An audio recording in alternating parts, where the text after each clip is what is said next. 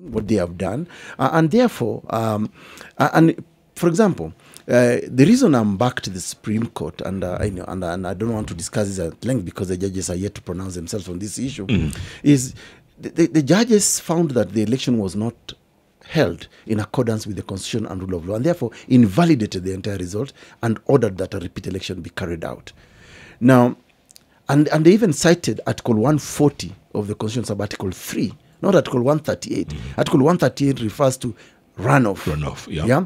140 is the fact where that the election has not been held in accordance with the law. You must repeat it, which means then everybody else must be there. So I think what Chebukati could have done is to follow the law. Imagine this Chebukati guy really pisses me off because the Supreme Court finds him culpable and tells him you have not followed the law. Then he's told follow the law. Article 140 in organizing the next election. And the first thing he does is to break that very, very law by now discriminating on all the 8 candidates. You know, he could have, and you know, the dishonesty with IBC is this. I got a phone call from IBC on the Saturday after the verdict was given. And they asked me this question: Ekuru, will you be in the ballot? Do you want to participate in the repeat election? I thought that's the question they were asking everybody. I told them, yes, ideally as I should be, but I'm going to consult with what? My party. And I even asked them, what do you think? When you are told that he did not hold this election in accordance with the law, do you think he should repeat it afresh and print a fresh ballot paper of all the 8 candidates?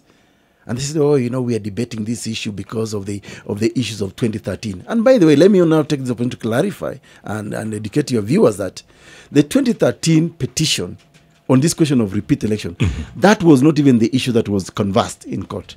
The issue of fresh election was a non-issue. It was not prayed for by any of the parties. In fact, the party being Raila Amolo Odinga.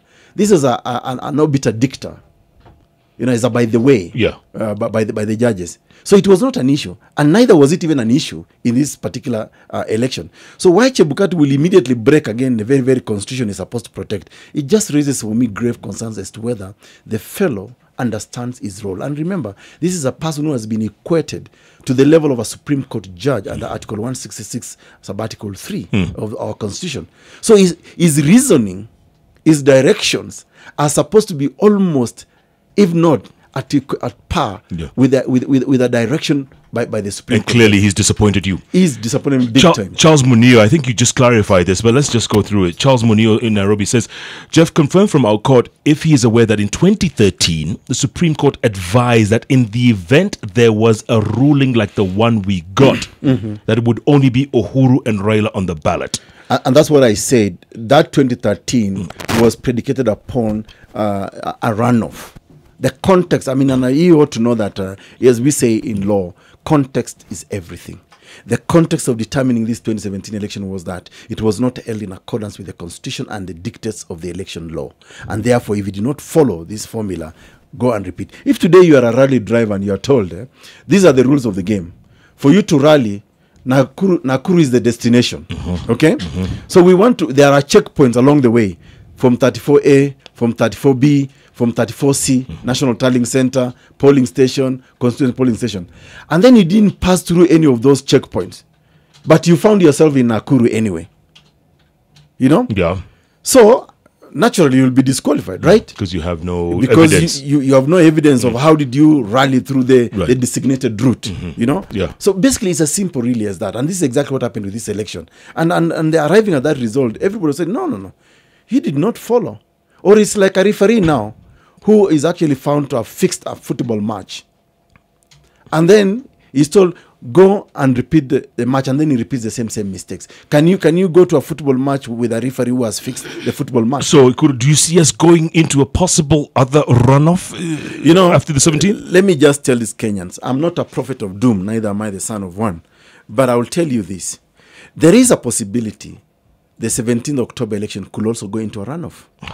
And if it goes into a runoff, then there could be a possible repeat of the election. Or somebody will be declared a winner and they will go again to the Supreme Court. So we may be looking into another election sometimes early next year, 2018. So all these possibilities are there, but I'm hoping that we don't get there. Harry Nyakwar Arube says, Kenya needs sober minds like my Nilotic brother. Join NASA to secure this country. And then Paul Muga says, listening to young, vibrant leader Dr. Aukot, you are truly a revolutionary leader. Kindly join Team Baba. It looks like you're kind of leaning towards NASA yourself, Ekuru. Is it me leaning or people pushing me towards towards NASA? But is this something you'd think about? Well, you know, Jalango, when I started Third Way Alliance Kenya, founded Third Way Alliance Kenya with my other colleagues, we had our own conviction on what we want to do for this country. Plus, really, we've been very critical of both coalitions. But if I am not in the ballot, assuming the Supreme Court decides that Ekuru Aukot, you're not in the ballot, of course I will have to vote. And somehow I will have to vote somebody. And I'll make that decision then. But I want to develop Third Way Alliance because I do believe that Third Way Alliance has a much deeper philosophy, like I tried to explain to you guys last time. You know, just even the founding of that name, Third Way alone, it speaks volumes as to why Third Way Alliance. Even the choice of a camel as a symbol is deep. I mean, and I think I've explained it several times. So it's not something I will throw away just by joining. And I've seen people join these coalitions. You know, they join this coalition today, they get there. I mean, so we are convinced, we are convicted on what we are doing. Okay. Simon Gania says, hello, Jeff Angela. Say hi to my president. Thank you. Listen, when you see niko na mafans huko. Mashabis wako, when you see people like Hassan Omar, former Senator Mombasa County, who ran against the Sultan under the same umbrella, almost like a suicide pass in a rugby game, because you don't go up against the Sultan and expect to win. Now he's quit Wiper. Although he's still challenging the win. I saw his very bitter expose yesterday. What was that about, Ekuru? I mean, I was personally surprised. And I think, I don't know what was in the mind of my good friend, Senator Omar, but he was clearly very bitter.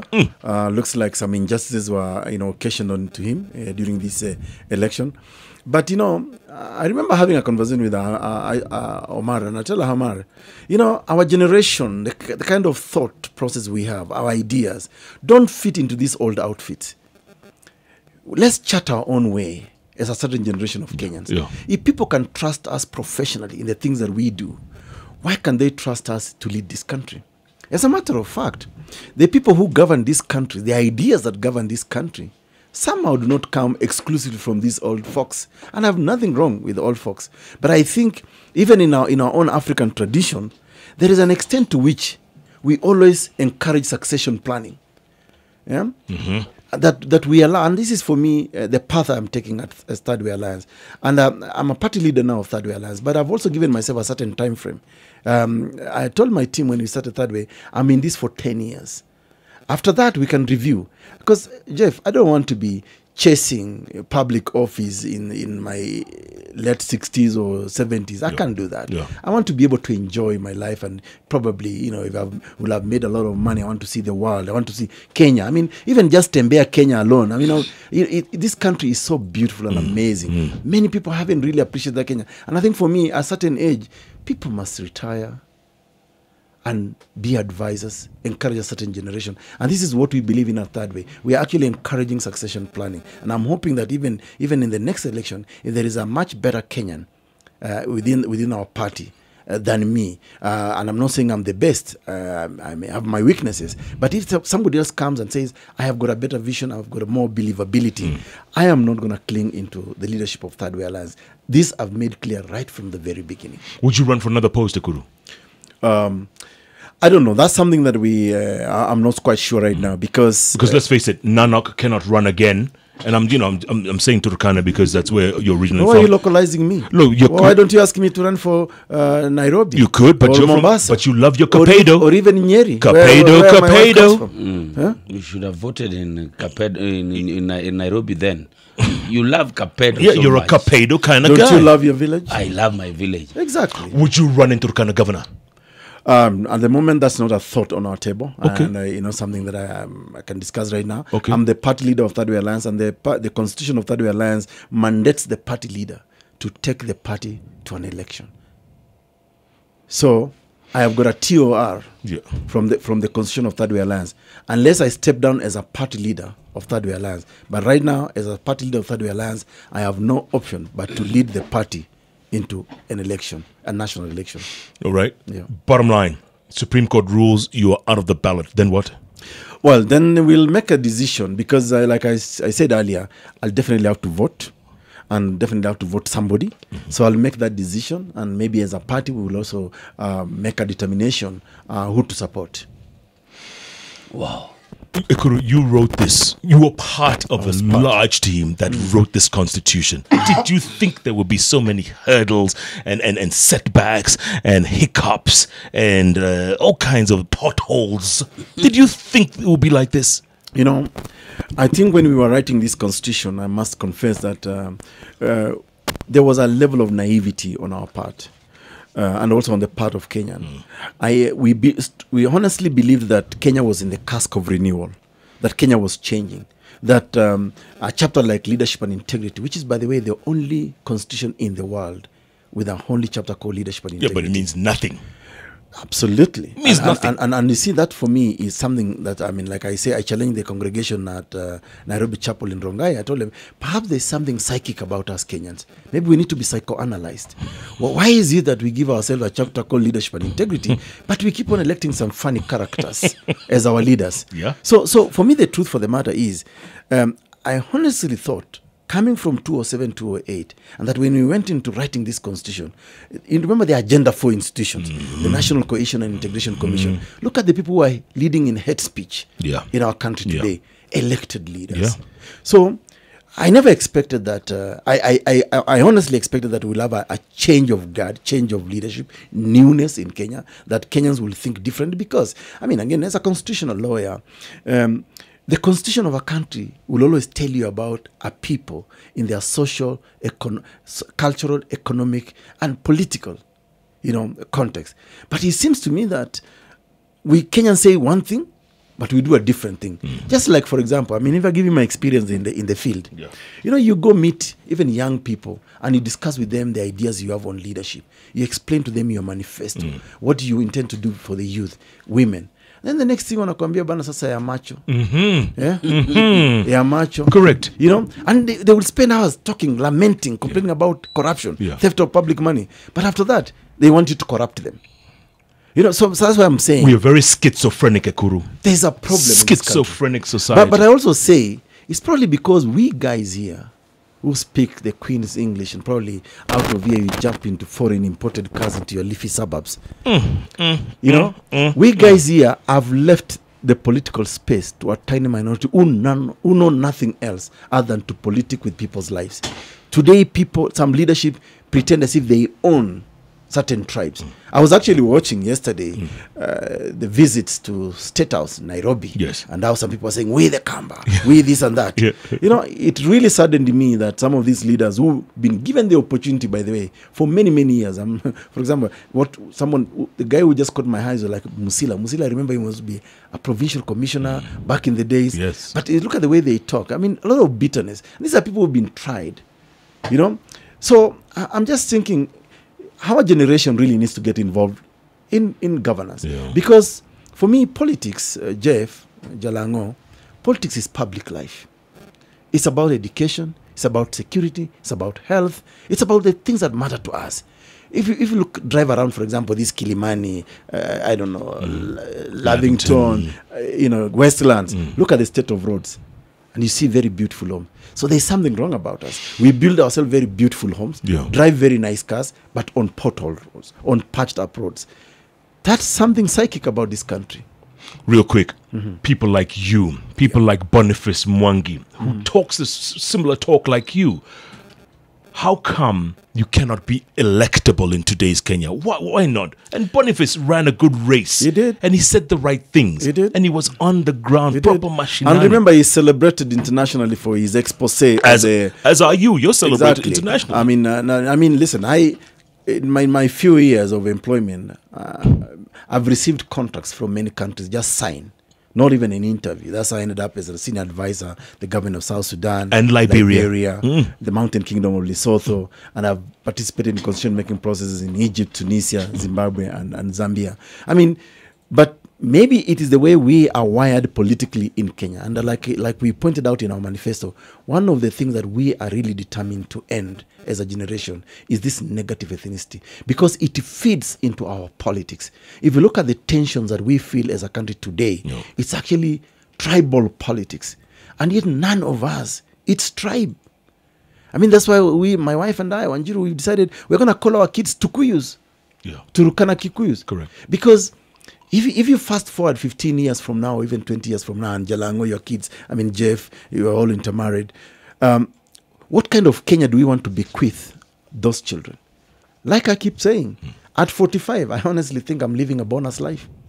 If you look at the life expectancy in Africa today and the world, I mean, we are living a bonus life. So I think the only responsibility that I feel I have right now, even if I remain the lone voice in the jungle, I would love to fight for a Kenya where our children and their children can grow proudly belonging to that country.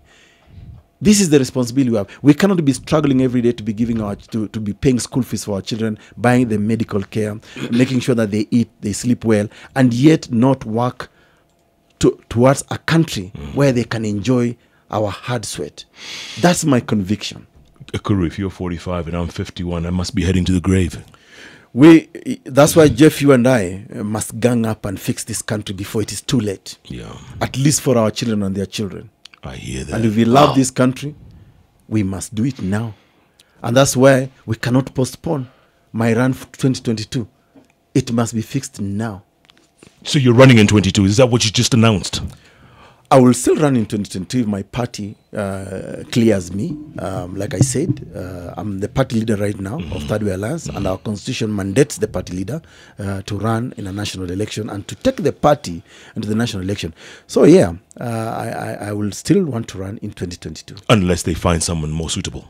Unless they find somebody else better than me. Ekuru Aukot, pleasure seeing you and talking to you. And listen, when we talked about you the other day with your last for a whole hour, urging you not to run, we were just playing devil's advocate. That's all we were doing. That's all we were doing. But are you now convinced that it's okay for me to run? Look, everyone deserves that chance. And no, not everyone. We're not talking about everyone. Ekuru Aukot is not everyone. Let's talk about Ekuru Aukot in your studio. Hope 96. Yes, Ekuru, here. You deserve to be on the ballot. But it's going to be rough, man. It's not easy. But then again, nothing ever is. You know, Jeff, I come from that place you say I love so much called Capedo, where the sound of a gun is breakfast, lunch, and dinner. So I'm used to rough things. I've come a long way. Nimetoka mbali. Kwa hivyo ballot tu haiwezi nishtua mimi. Kama bunduki hainishtui, ballot kitu gani? Ekuru Aukot, Third Way Alliance, presidential candidate. Oh my! That is the party to watch. The next big thing in the political history of Kenya. I promise you. Somebody say, oh my! Oh my! The Hot Breakfast with Jeff and Jalango.